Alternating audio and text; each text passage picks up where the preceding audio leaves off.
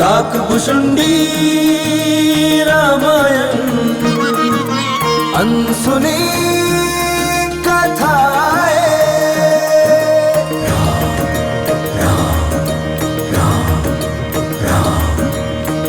मंगल पावन सरस सुहावन काकभुशुंडी की रामायण। दुविधा शंका दोष मिटाती मर्यादा का पाठ पढ़ाती। राम रघुपति राम राघव राम राजा राम। राम रघुपति राम राघव राम राजा राम। जय श्री राम जय श्री राम जय श्री राम जय श्री राम जय श्री राम जय श्री राम जय श्री राम जय श्री राम। कोई ऐसी अवश्य बात है जो आपको अंदर से व्यथित कर रहा है। राम एवं अन्य राजकुमारों के गुरुकुल जाने की बात से मुझे बहुत चिंता हो गई है गुरुवर। क्या कुछ ऐसा नहीं हो सकता गुरुदेव कि सभी राजकुमारों की शिक्षा का प्रबंध यही राजभवन में करा दिया जाए? प्रसन्न होइए ब्रह्मदेव, दर्शन दीजिए, अन्यथा मैं अपना शीश काट कर आपको अर्पित कर दूंगा। दर्शन दीजिए।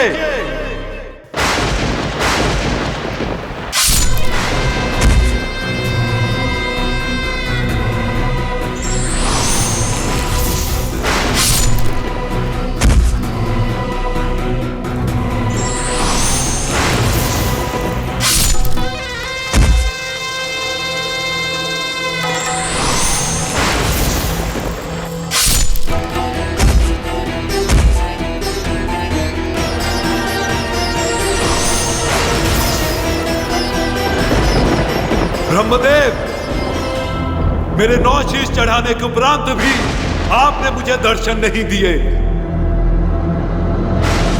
उचित है ब्रह्मदेव, अब मुझे भी आपके द्वारा रचित इस सृष्टि में नहीं रहना। मैं अभी इसी क्षण अपना 10वां शीश काटकर अपनी जीवन लीला ही समाप्त कर दूंगा। रुक जाओ दशानन।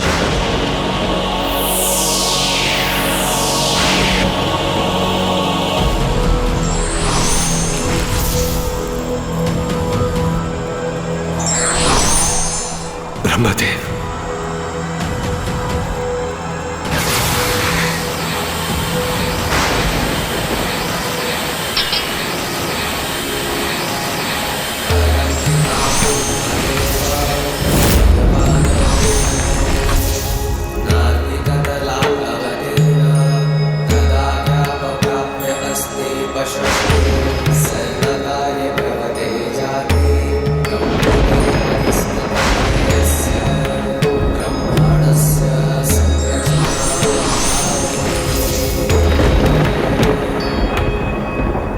ओम ब्रह्मदेवाय नमः।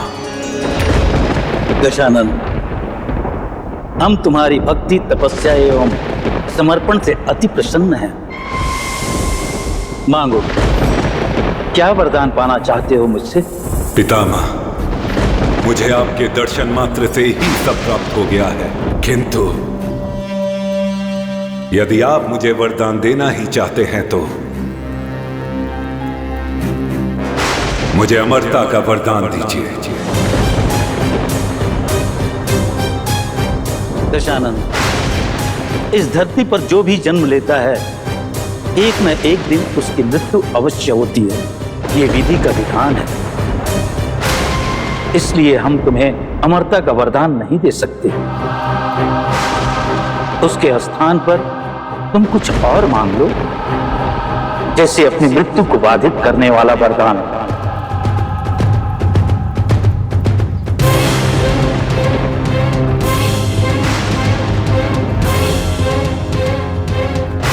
उचित है ब्रह्मदेव, तो आप मुझे ऐसा वरदान दीजिए कि देव, दानव, दैत्य, यक्ष, गंधर्व, किन्नर और नाग, इनमें से कोई भी मेरा वध ना कर सके।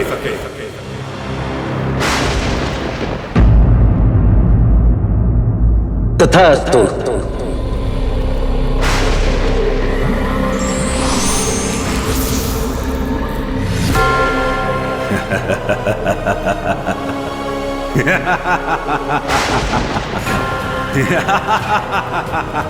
अजय अमर हो गया हूं मैं ब्रह्मदेव, अजय अमर।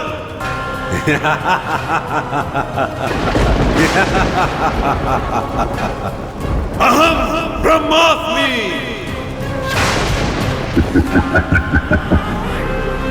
काकराज, सृष्टिकर्ता ब्रह्मदेव ने लंकेश रावण को जो वर दिया उससे तो वो अमर ही हो गया है। ब्रह्मदेव को तो यह ज्ञात है कि शक्ति प्राप्त होते ही राक्षस संस्कृति के अनुयायी शक्तियों का दुरुपयोग करते हैं, फिर उन्होंने ऐसा क्यों किया? ये विधि का विधान है कि जो तपस्या करेगा उसे उसका फल तो मिलेगा ही। इसलिए ब्रह्मदेव को भी लंकेश रावण को वरदान देना ही पड़ा। किंतु इस वरदान से संसार में कोई भी उसका सामना नहीं कर सकेगा। हिंसा, अत्याचार और पापाचार का विस्तार करेगा वो। धर्म को नष्ट करके अधर्म और अनाचार का साम्राज्य स्थापित करेगा। बड़ी ही चतुराई से रावण ने ब्रह्मदेव से अमरता का वरदान प्राप्त कर ही लिया। पक्षीराज, एक बड़ी भूल कर बैठा है वो। नर और वानर का अवध्यता का वर मांगा ही नहीं उसने। किंतु काकराज, रावण तो महाशक्तिशाली है। नर और वानरों को तो वो तुच्छ समझता है। यही अहंकार उसके नाश का कारण बनेगा। जगत पालक प्रभु विष्णुदेव ने श्री राम के रूप में इसीलिए मानव रूप धारण कर लिया है। किंतु अभी तो अपने अहंकार में डूबा रावण अपने त्रिलोक विजय करने के अभियान में लगा हुआ है।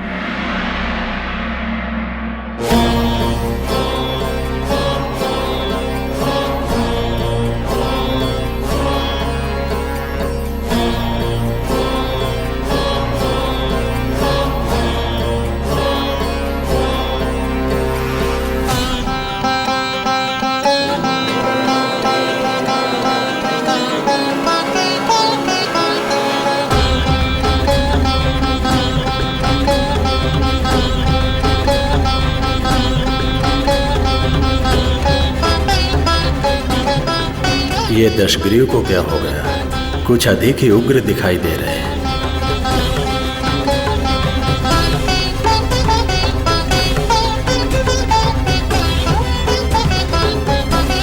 तो ये शिव भक्ति की उग्रता थी।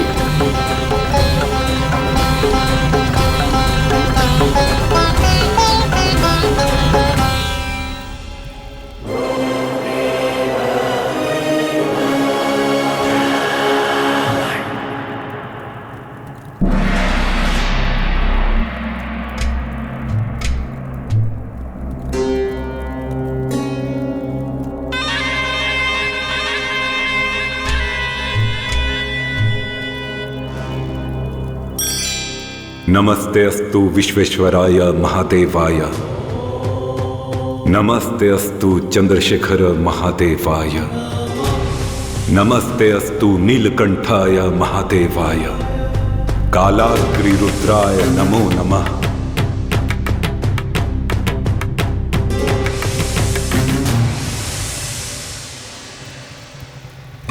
रक्त से शिव नमन। अद्भुत है दशग्रीव तुम्हारी भक्ति। तुम जैसा शिव भक्त नाती पाकर तो ये सुमाली तुम्हारा नाना भी धन्य हो गया। महादेव, क्या आपको अपने भक्त दशानन की भक्ति स्वीकार्य नहीं?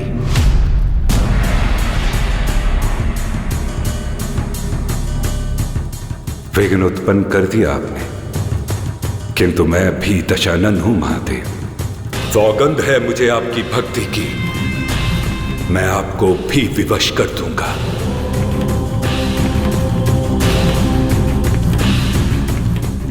आपको मेरी इच्छा पूर्ण करनी ही होगी महादेव।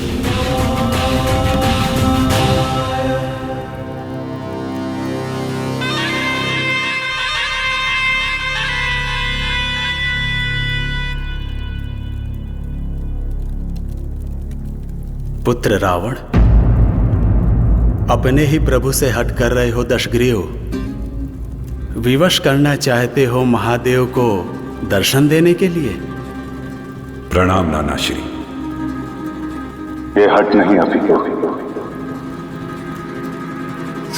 एक भक्त की भक्ति है, आत्मिक श्रद्धा का है, अपने आराध्य के चरणों में समर्पण का है, जिसमें प्रेम की पवित्रता है और निष्ठा का चरम उत्कर्ष भी।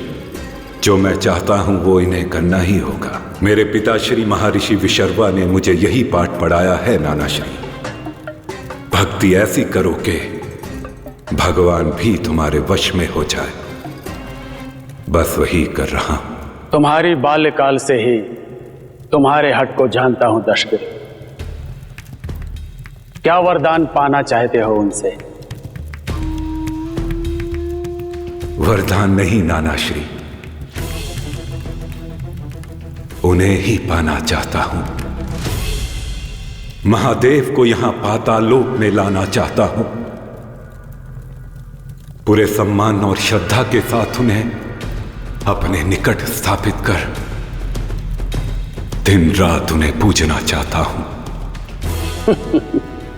क्या दशग्रीव, यहां पाताल लोक में लाना चाहते हो अपने आराध्य देव को? संसार के सबसे पवित्र धाम कैलाश से यहां पाताल लोक में बसाना चाहते हो उन्हें? यहां की उबड़ खाबड़ जमीन ज्वालामुखी की तपन में?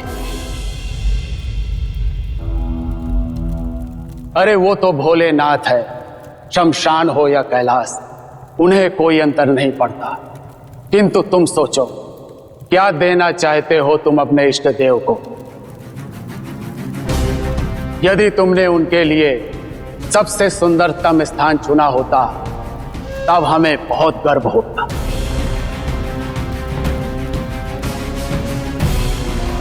सबसे सुंदरतम स्थान जैसे लंका,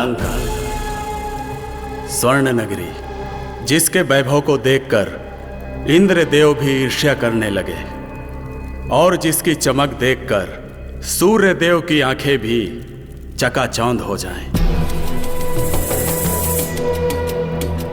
किंतु नाना श्री, लंका में तो कुबेर का राज है, हमारे भाई का। नाम मत लो भाई का, विमात्रज है वो, सौतेला भाई। वो लंका हमारी थी, उस पर हमारा अधिकार था। वर्षों तपस्या करके पाया था हमने उसे।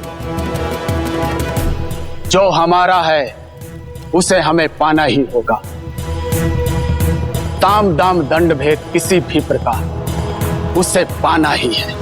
तो क्या अब मैं कुबेर पर आक्रमण करूं, उसका रक्त बहाऊं लंका को प्राप्त करने के लिए? दशग्रीव, हम रक्षवंशी हैं, कुबेर यक्ष है। रक्षवंश में मात्र सहोदर ही भाई होता है। मेरे पास भविष्य का दर्पण है, वो स्पष्ट दिखा रहे हैं कि लंका पर तुम्हारा आधिपत्य होगा।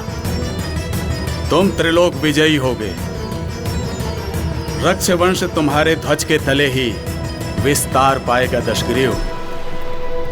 तुम्हें शपथ लेनी होगी। रक्षवंश की खोई हुई प्रतिष्ठा मात्र तुम वापस ला सकते हो दशग्रीव, मात्र तुम।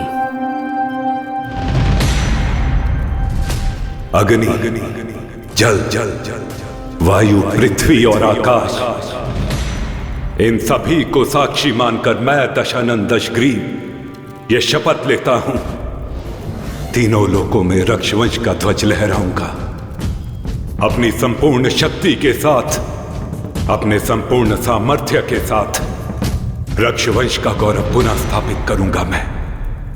वयम रक्षा।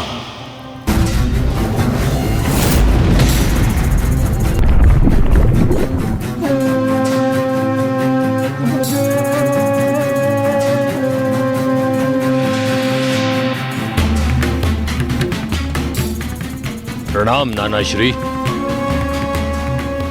प्रणाम महाराज। ये दैत्य कुल के स्त्री पुरुष हैं।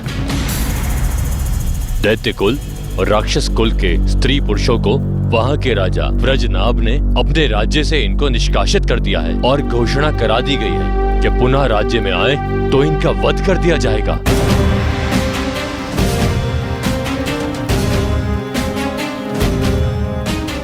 एक समय था जब हम तीनों भाई माली, सोमाली और माल्यवान के नाम से यह संसार थर थर कांपता था।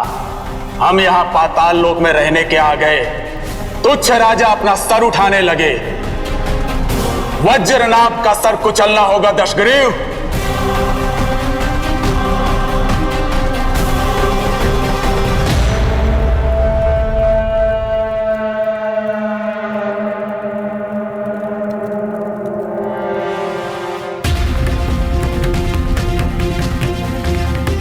महाबली, नागलोक में जो भी दैत्य और राक्षस थे उनके घर लूट लिए गए, संपदाएं जला दी गई और अनेक दैत्यों को भी मार दिया। हम कुछ असुर वहां से प्राण बचाकर निकल पाए। हमारे लिए वहां के राजा ने निषेध आज्ञा जारी कर दी। अब हम कहां जाएं? किसका आश्रय लें? महाराज, गुप्तचरों से सूचना मिली है कि वज्रनाभ दानवराव मकराक्ष के साथ मिलकर हमारे क्षेत्र पर आक्रमण करने की योजना भी बना रहे हैं। इतना दुस्साहस! वज्रनाभ मकराक्ष, महादेव की सौगंध, हम तुम्हें ऐसा दंड देंगे कि इस ब्रह्मांड में कोई राजा रावण के विरुद्ध शीश उठाने का साहस नहीं करेगा। नानाश्री, हमारा त्रिलोक विजयी अभियान अब नागद्वीप से ही आरंभ होगा। लंका तो हमारे भाई के पास है ही, अर्थात वो हमारी ही हुई। प्रहस्त, अगंपन और नानाश्री, आप इस अभियान में हमारे संग होंगे।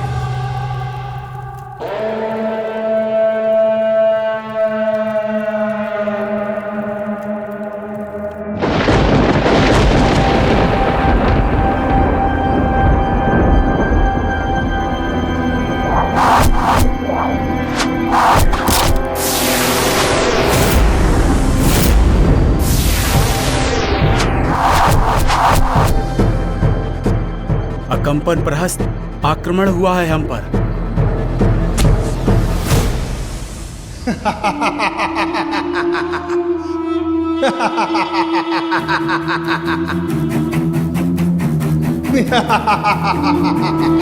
सैनिकों, पकड़ लो इन्हें।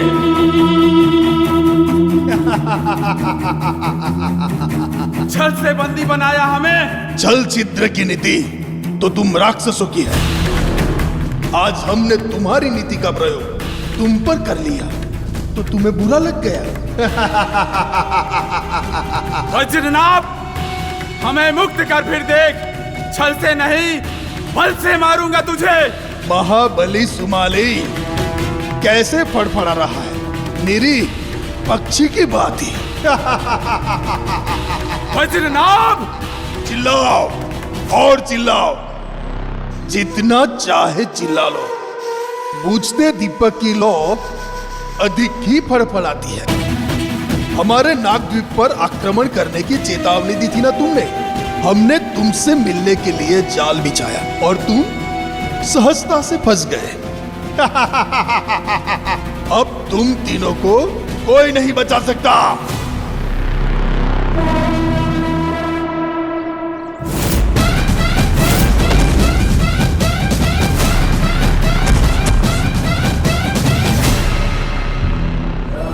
हम जानते थे तुम्हारे जैसे कायर केवल छुपकर ही वार करेंगे। सत्य तो यह है कि हम नहीं अपितु तुम हमारे जाल में फंस गए हो वज्रनाभ।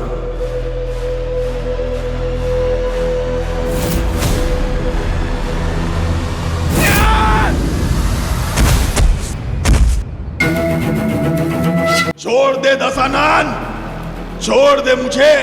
वज्रनाभ, नानाश्री सुमाली तुम्हारी प्रत्येक चाल को जानते थे, इसलिए उन्होंने तुम्हें अपनी छुपने वाली गुह से बाहर निकालने के लिए यह चाल चली। और देखो, तुम बाहर निकल आए।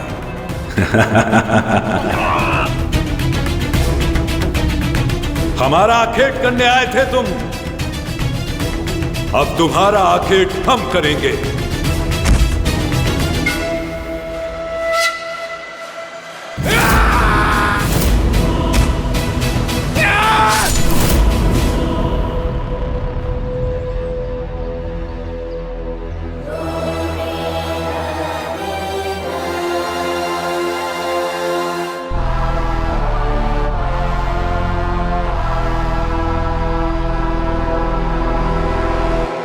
इसी प्रकार लंकेश रावण ने वज्रनाभ का वध करके नागद्वीप को अपने अधीन कर लिया। किंतु वज्रनाभ के सहयोगी मकराक्ष का क्या हुआ? वो भी तो महाशक्तिशाली है। उसे अकंपन ने पराजित करके मार डाला। अब रावण का एकमात्र लक्ष्य था लंका। उसकी मां कैकसी का स्वप्न था लंका पर रक्ष का परचम फहराने का। पाताल में रहते दिन रात वो यही विचार करता कि कैसे लंका को अपने अधीन किया जाए। उन्हीं दिनों मैं दानव अपनी पुत्री मंदोदरी का विवाह प्रस्ताव लेकर वहां आया।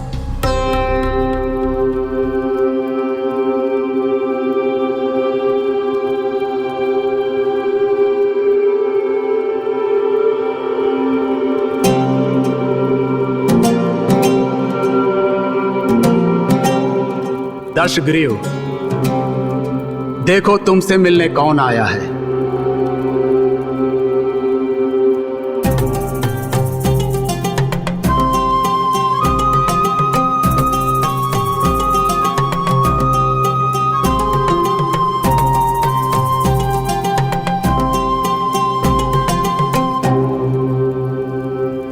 ये दानव श्रेष्ठ मैं है।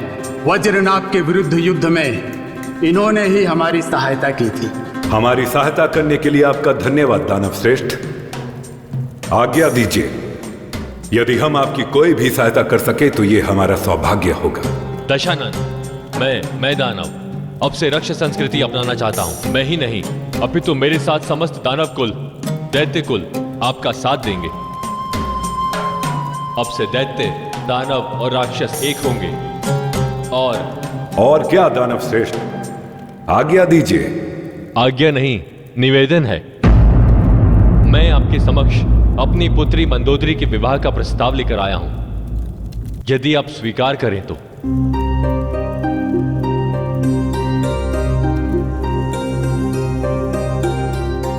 ये तो वही मैदानव है ना, जिनका विवाह हेमा नामक अप्सरा से हुआ था। बड़े ही विद्वान और मेधावी है वो। हाँ पक्षीराज, शिल्प कला में तो विशारद हैं। जैसे देव शिल्पी विश्वकर्मा हैं, वैसे मैं असुर शिल्पी हैं। विज्ञान और यंत्र तंत्र में बड़े अनुसंधान किए हैं मैदानों ने। और यही नहीं, युद्ध में प्रयुक्त होने वाले अनेक आयुधों का निर्माण करते रहते हैं ये। फिर तो लंकेश ने मैं पुत्री से विवाह का प्रस्ताव सहर्ष स्वीकार कर लिया होगा।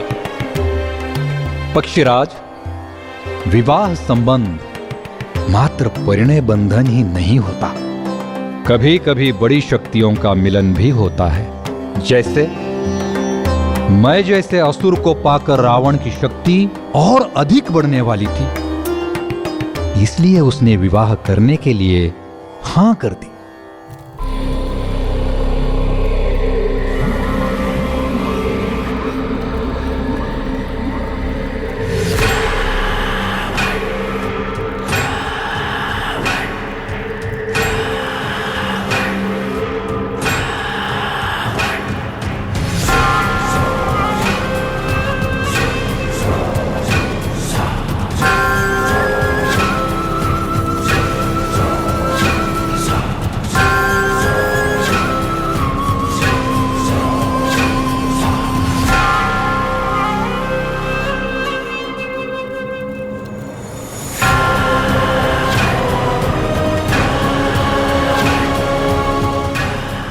आज से आप दशग्रीव की भार्या हुई और आप भी रक्ष संस्कृति में सम्मिलित हो गए हैं।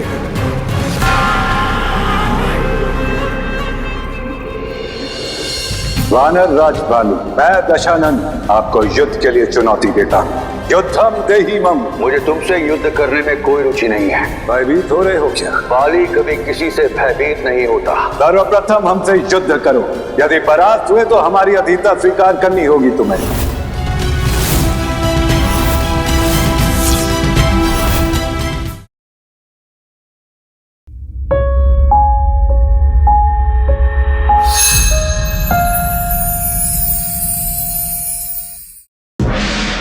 धरती और गगन में गूंजे श्री राम जय जय राम। सृष्टि के कण कण में गूंजे श्री राम जय जय राम। आदि यही है अंत यही है श्री राम जय जय राम। सीमित और अनंत यही है श्री राम जय जय राम। यश कीर्ति धन सहज दिलाए श्री राम जय जय राम। भव से नैया पार लगाए श्री राम जय जय राम। भव से नैया